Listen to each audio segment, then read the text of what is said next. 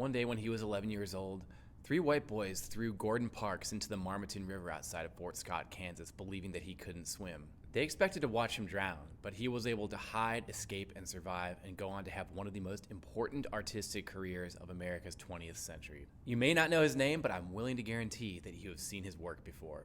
My name is Dr. Tim. I am a PhD in American history, and if you like this, go ahead and give me a follow.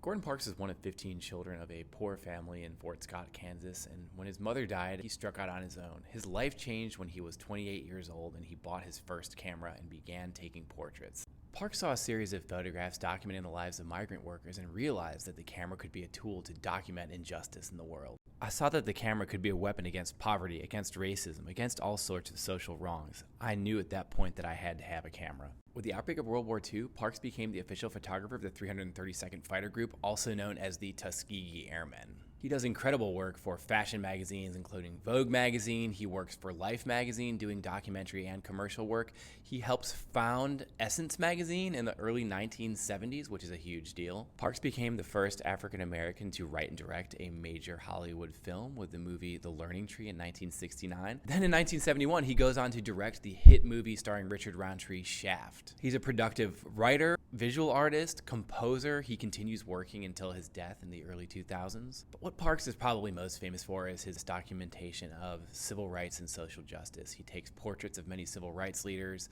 and describes what life under segregation is like with his beautiful visual representations, some of which you've probably seen before. If you're interested in learning more about this fascinating and incredible individual, check out the Gordon Parks Foundation website. I highly recommend it.